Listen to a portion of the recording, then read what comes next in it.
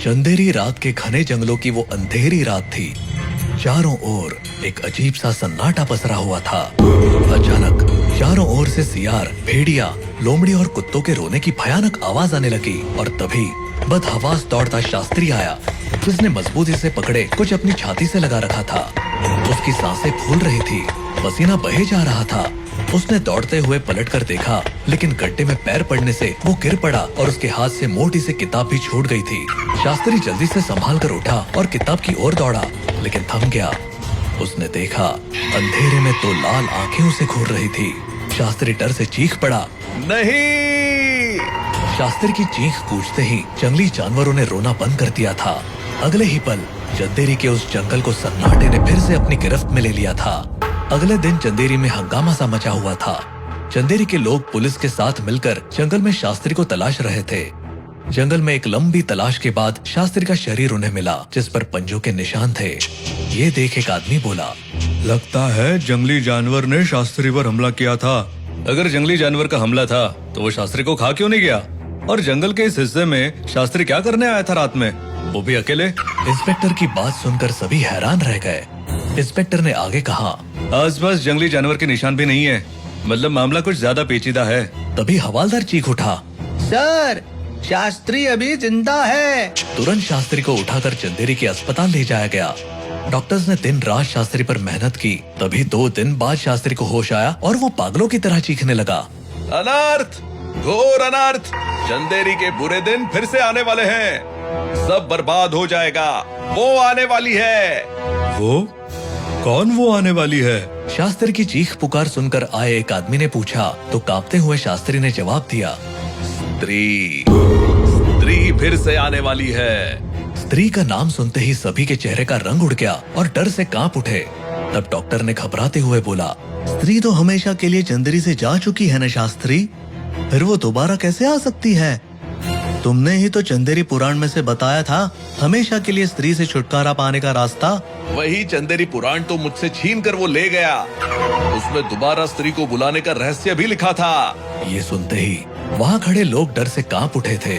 शास्त्री ने अपने माथे से पसीना पोंछते हुए कहा, अगले सप्ताह शनि अमावस्या है।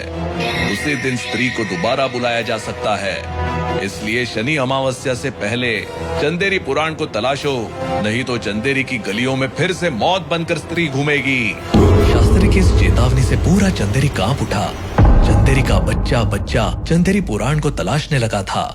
जैसे जैसे शनि अमावस्या नजदीक आती गई और चंदेरी पुराण लापता रहा, चंदेरी के लोग स्त्री लौटने की कल्पना से कांपने लगे थे। सभी ने दोबारा अपने घरों की दीवार पर लिखना शुरू कर दिया था, ओ स्त्री कल आना। चंदेरी के मर्दों ने दिन ढलने के बाद घरों से निकलना बंद कर दिया था। शनि अमावस्या की रात एक अजीब सा सन्नाटा चंदेरी में छाया था। दूर तलक सड़क पर आवारा कुत्ता तक नजर नहीं आ रहा था। लेकिन चंदेरी के जंगल में बेखौफ सोनू और मोनू चले जा रहे थे। मोनू ने हाथ में लालटेन थाम रखी थी और सोनू ने एक झोला लटका रखा था और हाथ में चंदेरी पुराण पकड़ रखी थी। सोनू, तू अभी भी सोच ले, कहीं ऐसा ना हो कि स्त्री को बुलाकर हम दोनों फंस जाए, क्योंकि हम दोनों लड़के हैं और लड़कों का ही तो शिकार करती है स्त्री। स्त्री हमारा शिकार नहीं करेगी, बल्कि हमारे इशारे पर नाचेगी। मोनू, चंदेरी पुराण में साफ लिखा है, शनि अमावस्या को स्त्री को अभिमंत्रित करके बुलाने पर स्त्री बुलाने वाले की गुलाम हो जाती है। इसीलिए तो लाल आंखों वाला शैतान का भैंस धरकर चंदेरी पुराण को छीना था शास्त्री से, पर तेरी बेवकूफी की वजह से शास्त्री जिंदा बच गया। कोई नहीं, स्त्री 2 का पहला शिकार हम शास्त्री को बना देंगे। दोनों हंसने लगे। जंगल में घने पीपल के पेड़ के नीचे दोनों रुके। मोनू, इस पीपल के पेड़ के नीचे हमें स्त्री को बुलाना है। दोनों ने अपना सामान वहाँ रखा। सोनू ने मोनू को चंदेरी पुराण देते हुए कहा, मैं स्त्री की गुड़िया हाथ में थामता हूँ, तू चंदेरी पुराण में स्त्री को वापस बुलाने वाला पाठ बुदबुदा। सोनू ने हाथ में स्त्री की गुड़िया थामी और उसके पीछे कुछ दूर मोनू चंदेरी पुराण में स्त्री बुलाने वाला पेज खोलकर खड़ा हो गया। तभी मोनू ने देखा लालटेन की रोशनी कम है। उसने चंदेरी पुराण वही रखा और लालटेन की रोशनी तेज करने लगा। तभी हवा का एक झोंका आया और कुछ पन्ने पलट गए। तभी सोनू बोला, अबे पढ़ना, क्यों टाइम खराब कर रहा है? मोनू ने तुरंत चंदेरी पुराण उठाई और उसे पढ़ने लगा। ये देखे बिना कि पन्ने पलट चुके हैं। मोनू पढ़ता चला गया। अचानक आसमान में तेज बिजली कड़की और सीधा सोनू की पकड़ी स्त्री की गुड़िया पर गिरी। सोनू और मोनू चीख पड़े, लेकिन हैरान रह गए क्योंकि इतनी शक्तिशाली बिजली गिरने के बाद भी सोनू को कुछ नहीं हुआ था। तभी वो दोनों देखकर हैरान रह गए कि सोनू के हाथ में जो स्त्री की गुड़िया थी वो किसी सर में बदल गई थी, लेकिन वो सर बालों से ढका हुआ था। मोनू खुशी से चीख पड़ा, सोनू सोनू, स्त्री हमारे हाथ में आ गई। लेकिन उस समय जब बिजली कड़क रही थी तब शास्त्री अपने घर एम्बुलेंस से उतर रहा था, जो अस्पताल से डिस्चार्ज होकर लौटा था। वो आसमान में कड़कती बिजली को देखकर कांप उठा था। ये बेमौसम की बिजली नहीं, कयामत की बिजली है। अब चंदेरी को कोई नहीं बचा पाएगा।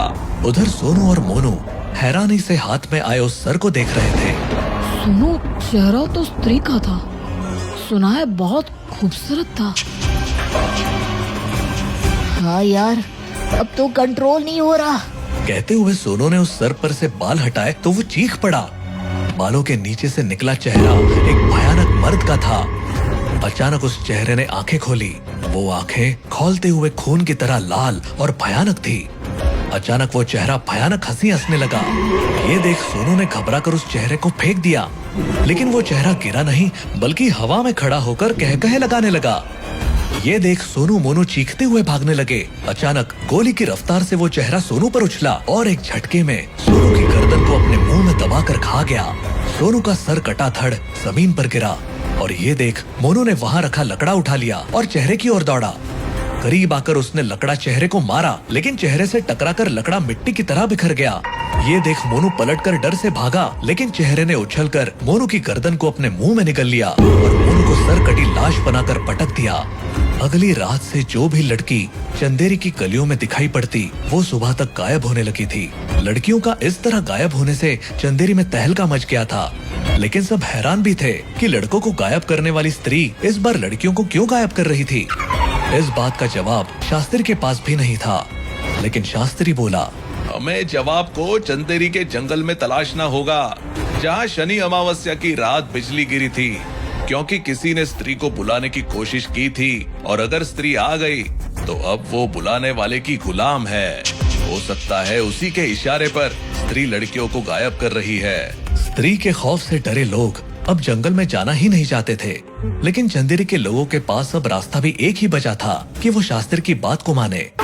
इसीलिए चंदेरी के सारे लोग दिन के समय जंगल में उस जगह को तलाशने में जुट गए जहाँ बिजली गिरी थी। वो जगह तो नहीं मिली, लेकिन वो लोग उस पीपल के पेड़ के नीचे पहुँच गए जहाँ उन्हें 2 सरकटी लाशें सड़ते हुए मिली थी और वहीं एक जगह चंदेरी पुराण भी पड़ी थी। शास्त्री ने सबसे पहले चंदेरी पुराण अपने कब्जे में ली, फिर सरकटी लाशों को देखकर चंदेरी पुराण के पन्ने पलटे और वो खुद सिहर उठा। ये दोनों जो भी थे, इन मूर्खों ने स्त्री को नहीं बुलाया बल्कि सरकटा को बुलाया। वही इन दोनों का सर काट कर खा गया। सरकटा? अब ये सरकटा क्या है? सभी की जबान पर ये एक ही सवाल था, जिसका जवाब देते हुए शास्त्री ने बताया, सरकटा वो है जिसने स्त्री को स्त्री बनाया था। सन 1000 के करीब सरकटा चंदेरी के जंगल का एक लुटेरा था, लेकिन वो चंदेरी का राजा बनना चाहता था। तब चंदेरी के राजा को युद्ध में हराना नामुमकिन था, इसलिए एक तांत्रिक की मदद से सरकटा ने एक वैश्या को उठा लिया था और उस तांत्रिक ने उस वैश्या को स्त्री में बदल दिया था। इसका काम था चंदेरी के नौजवानों को गायब कर देना। जिस दिन सारे नौजवान चंदेरी से गायब हो जाते, उस दिन लुटेरा सरकटा चंदेरी के रियासत पर अपना कब्जा कर लेता। जब स्त्री नौजवानों को गायब करने लगी, तब राजा को संदेह हुआ और फिर एक दिन राजा ने सरकटा का सर काटकर उसे मरने की जगह नरक में सड़ने के लिए भेज दिया। लेकिन स्त्री हाथ में नहीं आई। तब उसका तोड़ निकाला गया और दीवारों पर लिखना शुरू कर दिया, ओ स्त्री कल आना। मगर उन दोनों मूर्खों ने सरकटा को नरक से निकाल लिया और अब वो कहर बरसा रहा है। सरकटा को खत्म करने के लिए हमें स्त्री को बुलाना होगा। स्त्री अपना बदला लेने के लिए सरकटा को खत्म कर सकती है, तब उसे भी मुक्ति मिल जाएगी। चंदेरी के लोगों के पास दूसरा चारा नहीं था। उन्होंने चंदेरी पुराण से स्त्री को बुलाने का नया रास्ता तलाशा और स्त्री को बुलाया। फिर से बिजली कड़की और चंदेरी के चौराहे पर गिरी औरत स्त्री में बदल गई। चंदेरी के सारे लोग अपने घरों में छिपे थे। अब चंदेरी के सुनसान सड़कों पर सिर्फ 2 लोग थे, एक सरकटा और दूसरी स्त्री, और इन दोनों को एक दूसरे की तलाश थी। चंदेरी के चौराहे पर दोनों एक दूसरे से टकराए और सरकटा गुस्से से चीख पड़ा।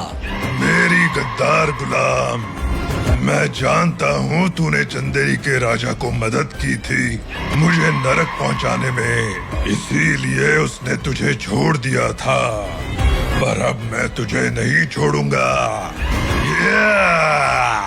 ये कहकर सरकटा स्त्री की ओर उछला और स्त्री की गर्दन को खाने के लिए अपना मुंह खोला, लेकिन स्त्री भी तैयार थी। उसने धरती से उस बिजली को निकाला जिसके रास्ते वो वापस लौटी थी, और उस बिजली को सरकटा के माथे के बीच उतार दिया। सरकटा चीख पड़ा। बिजली आग बनकर उसके सर को जलाने लगी थी, लेकिन उसने मुंह बंद नहीं किया और चलते हुए स्त्री का सर गर्दन सहित निकल गया। स्त्री चीखते हुए उसके मुंह में समा गई और आग ने सरकटा के सर को जलाकर राख कर दिया। अब चंदेरी के लोग खुश थे। एक तीर से दो निशाने लगे थे। सरकटा भी गया और स्त्री भी खत्म हो गई। लेकिन शास्त्री ने चंदेरी पुराण को सुरक्षित छिपा कर रख दिया, क्योंकि चंदेरी पुराण में असंख्य राज छिपे थे जिनसे और भी बुरा हो सकता था।